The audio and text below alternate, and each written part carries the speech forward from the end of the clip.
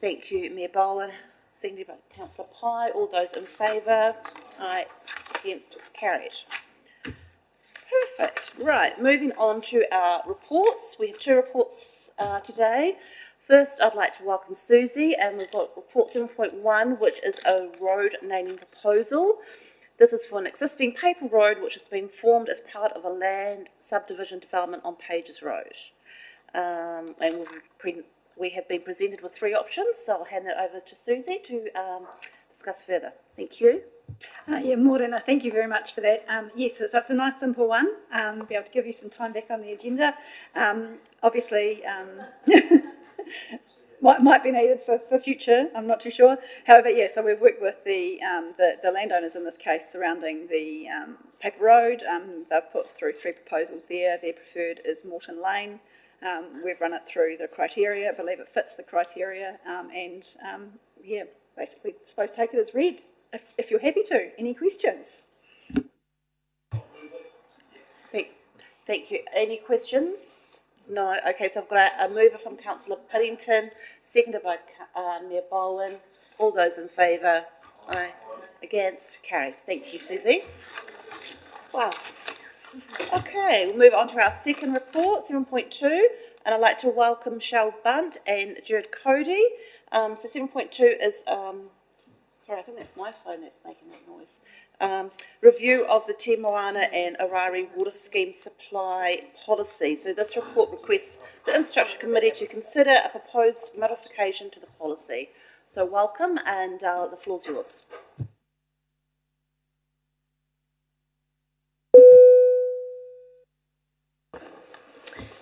So we will also assume that the report has been read. Happy to take questions. Did receive a question from Councillor Pye this morning via email, just wanting some clarification on the Te Moana water scheme area.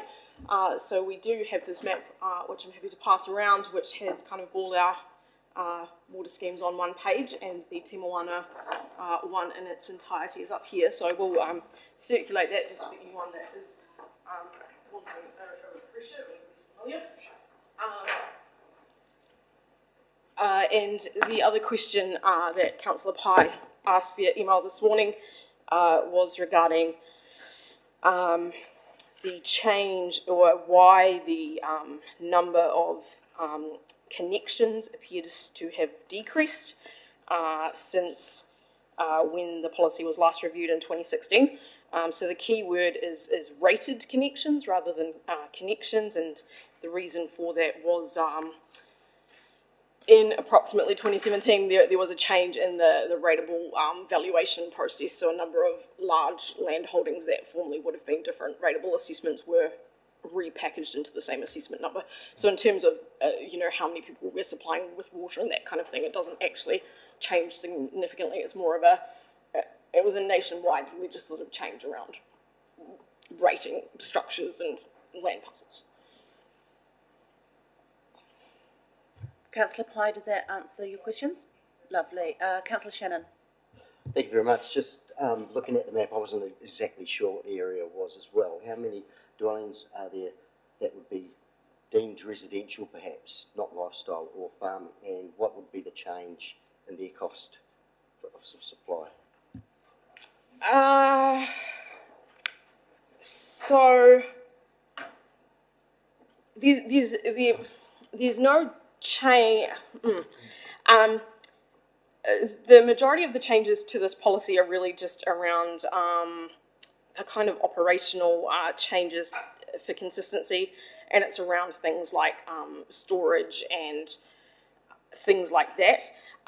When we start to talk about in point 25 of the report, financial and funding implications, one of the reasons we are tabling this report with updates to the policy is because since we brought the new water treatment plants online at the end of last year and did a bunch of reticulation upgrades, we now have the potential for people that may want additional water to request that additional water, and those fees that are outlined there are for people that would take that up and, Yeah, so there's no additional charges to existing consumers.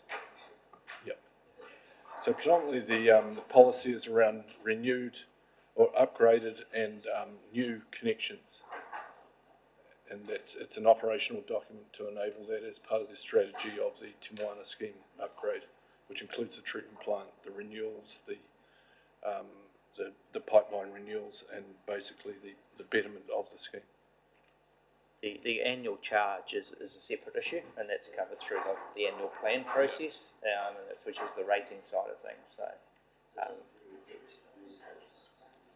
no, the policy is about water allocation and basically the fees and charges for getting that additional water allocation. So, once you've got it, then you'll be rated accordingly on an annual basis. So, which is a separate issue, and just for the record, Te Moana rates are not increasing this coming financial year. Mayor Bowen. Thank you, Councillor Parker. No, just, has that been updated on the website? Is that accurate as far as the numbers on the rating units? Because I know Te Moana residents have used that to sort of work through their own calculations on, depreciation and what should and shouldn't be in the numbers. So is that, can we just check that that is accurate if it isn't? yes, it definitely is accurate. The numbers do change very slightly all the time because, you may have a subdivision, even if it's just one person subdividing their land into one other block, periodically, not that often, but occasionally we do receive requests for people to disconnect from the scheme because they've, for example, chosen to put down their own private bore or something. So there is ongoing but very small fluctuation that happens all the time in those numbers. We can be confident if we go to those numbers that within a dozen or so, it'll Correct. be correct, Is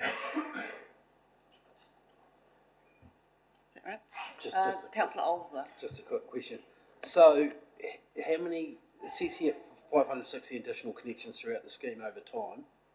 How many are there right now? Like for people that are wanting to subdivide in places like Woodbury, how many available right now?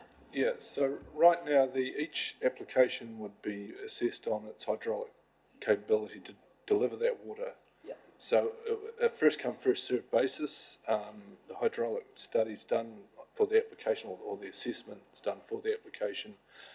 So to make them, it's a bit of a tough question actually, but there is capability to deliver water in parts of the scheme, but depending on the demand and the clusters, if we say got an application for 6 or 7 connections for a subdivision that was allowable in that area, then it'd have to be assessed on a case-by-case basis.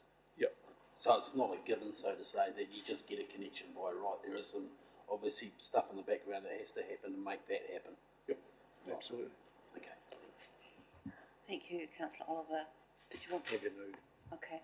Any questions from the other side? All happy?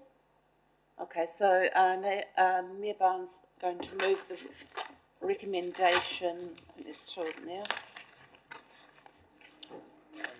Recommendation 1 and 2. Do I have a seconder? Councillor Jackson, thank you. All those in favour? Aye. Against? Carried. Thank you. Thank you for the report. Okay. We've got no matters of urgent business, so we're going to go to the consideration of the minor nature, which is a discussion regarding City Town. Mr Dixon, are you going to lead that? Okay.